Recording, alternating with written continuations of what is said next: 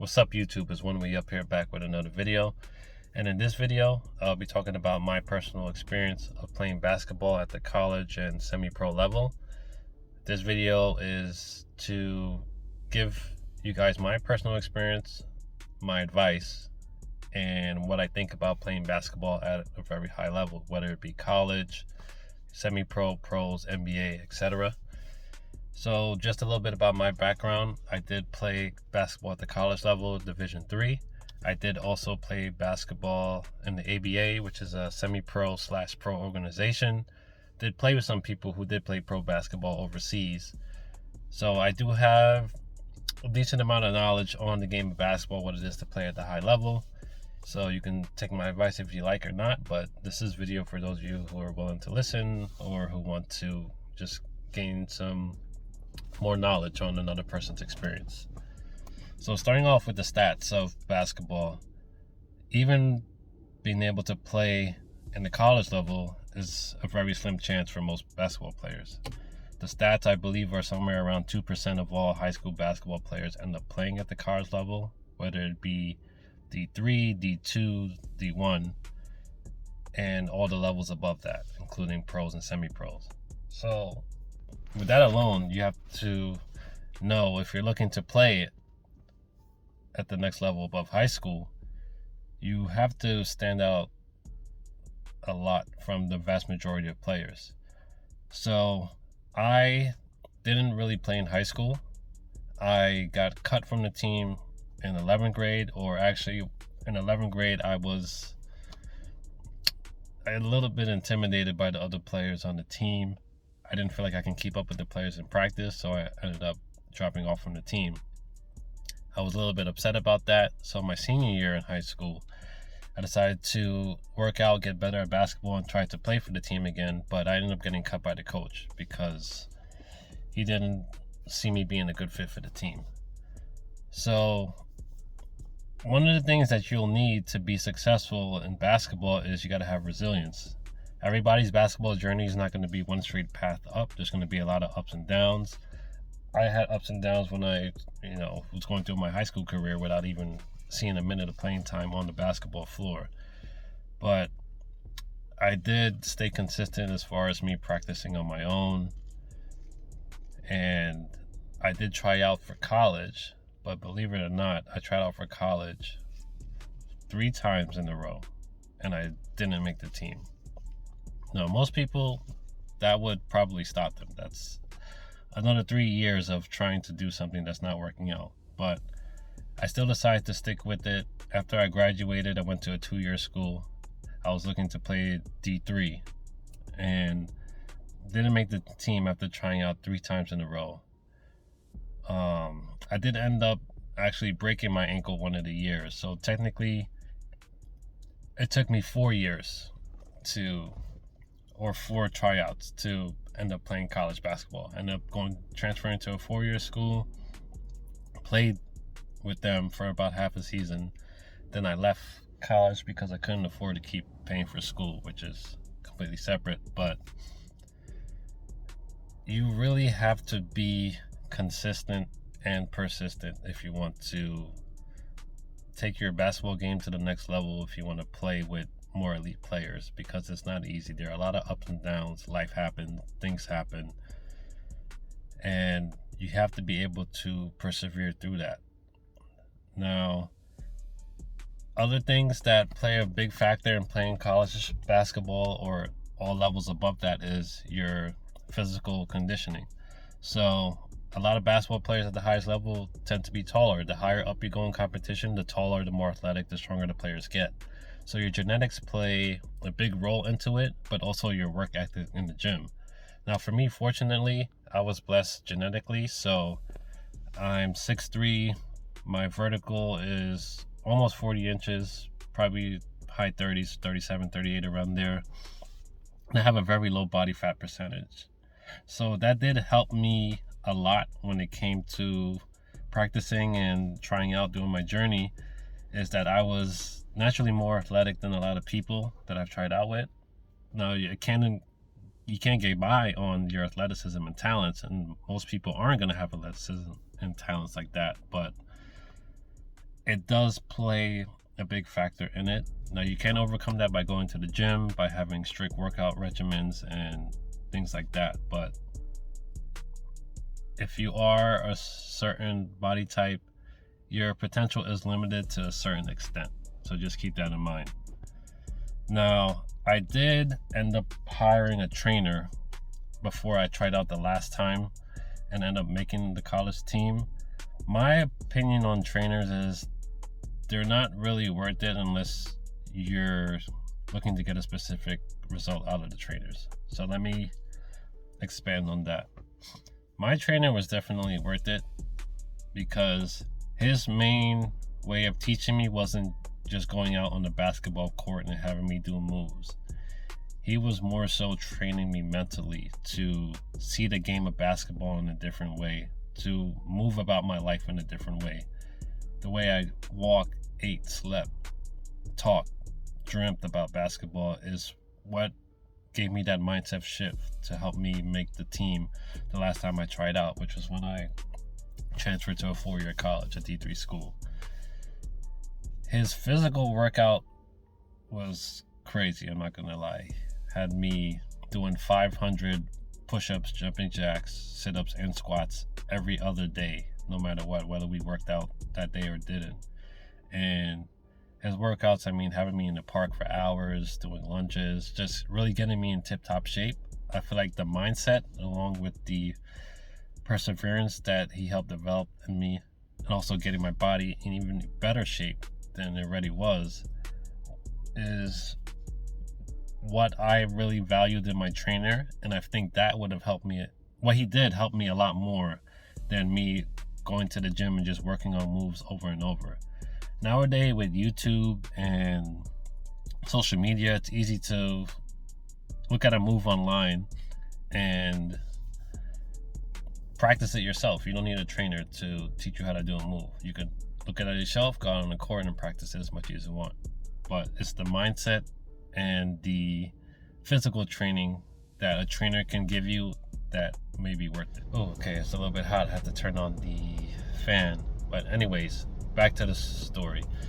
So after making the college basketball team and playing Division III, I was not able to afford college anymore. So I did end up having to leave the school, which is very unfortunate because I did want to keep playing for the team. And I was extremely happy and proud of my accomplishment of making the basketball team, because that's something I worked for years. Experienced a lot of up and downs, and that's something that no one could take away from me. As far as the feeling of pride and accomplishment, knowing that I made it to play college basketball, and I persevered, and I'm someone who started late, and I still made it to play college basketball. That's something that will never be taken away from me. And things like that you achieve along the way of working towards something, or as far as working towards being the best basketball player that you can be, the person that it changes you into, and the things that you see and the experiences and the people that you meet is worth just as much as the goal itself. And because of that, I would still practice basketball whenever I got a chance to, still work out, because let's face it, we love the game. As long as we can still play, we're gonna play. So I would keep playing and practicing. One of my friends on social media, I did coach some kids with him. So part of the journey of me becoming the best player that I could be, you meet people that put you onto job opportunities. So I did earn some money coaching some kids, but he knew someone that was one of the assistant coaches on the semi-pro team. So I did reach out to him. They told me when the tryouts were. I went to tryouts, tried out, and ended up making the team. So that was another step I took in my basketball journey, which was kind of unexpected. The opportunity kind of just came to me, and then I decided to take it and see what happens. And I did play 2 years in the ABA, and it was an eye-opening experience. This was the longest I actually played organized basketball under a whistle with refs, because I had limited time in college, and most of the times I would play in rec leagues, but the leagues weren't most of my playing time. Most of my playing time was really just practicing and playing pickup games here and there. So I did do 2 years in the ABA, and I loved every minute of it.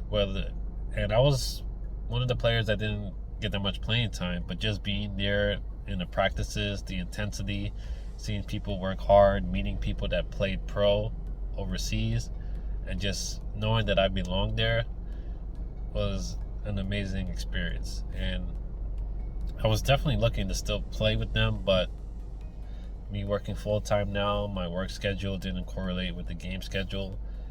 But another thing was I did look into playing with the team, or at least practicing with the team for the upcoming season, but unfortunately business got involved and the team's no longer there. But the 3 tips that I feel like are most important to helping you achieve your dream of playing basketball at a high level, whether it be college, pro, overseas, even the NBA. First one is you have to be real with yourself. By that, I mean you have to know where you stand. Your physical limitations, your pros, your cons, things about you that you think you can change or believe you can change versus things that you can't change. So for instance, you're 6'1", there's a limit to how far you can go based on your height, your athleticism, your genetics. It could be your IQ, how good you are with picking things up, as far as your basketball IQ, learning plays. All those things play a factor into being a successful basketball player. So being real with yourself, knowing your pros and cons, your natural pros and cons, things that you can't change, but also knowing things that you can work on and how much you can work on those things in a contrast to what other players are doing or how far you can go with your natural limits and abilities. So that's the first thing. Part of that is also your mental discipline, knowing things that you're doing that you need to cut out, knowing if you really can cut it out or not is also important. So beyond your physical things, mental things that you're doing that could be holding you back can also get in the way. So all that plays into the first tip, is being real with yourself.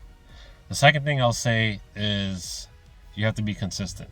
So with anything in life where you want to be good at, consistency is key to excelling at it, because you have to put in the work every day or whatever schedule you're going with to practice and getting better at basketball. So you're going to have to be consistent. Most people aren't going to be consistent after a couple years or so, because people tend to give up when they don't see results. Not always right away, but some people even do things for months. That's why a lot of people, when it comes to New Year's resolutions, they will start something strong but eventually give up over time if they don't see the results. So you have to be consistent in your practice, your mental as far as pushing yourself to get up and go work out. Be consistent and persistent in pursuing knowledge of the game and working on your weaknesses, looking at ways to get better. It's a constant thing that you have to do. You can't stop. The moment you stop and you start to get complacent, it's going to lead to a downward spiral. You can get yourself back into it, but it is going to be hard. And you don't want to waste time also, because when you're young, you think you have a lot of time, but as you get older, the years start to go by faster and faster. So being consistent is the second most important thing I feel like will help you achieve what you're trying to achieve. Now, the last thing that I feel like is very important to helping you achieve your goals when it comes to basketball is you have to surround yourself with the right people. By that, I mean you want to get around people who are in the basketball world that have knowledge of the game, that can teach you certain things, or you can learn from playing with them, playing against them. It could be coaches that can put you in opportunities or situations that can help you excel, that can teach you things you wouldn't have learned on your own, and putting you in the right environments where you could excel in the game of basketball and get in contact with, people, recruiters, coaches that can help you get into teams and situations where you can showcase your talents and help you be a successful player. So some of the things that I did wrong in the beginning was I tried to do it alone. I did end up making some teams earlier on in my career, but if I were to team up and connect with other people in the basketball community and world, I would have been able to play in more different environments, more opportunities, met more people, and I could have ended up in a different place in the basketball world. But I still did end up meeting up with people that helped me play semi-pro, which is where I played last. So those 3 tips are the 3 keys to having a great, successful basketball career. The order, I don't have an order.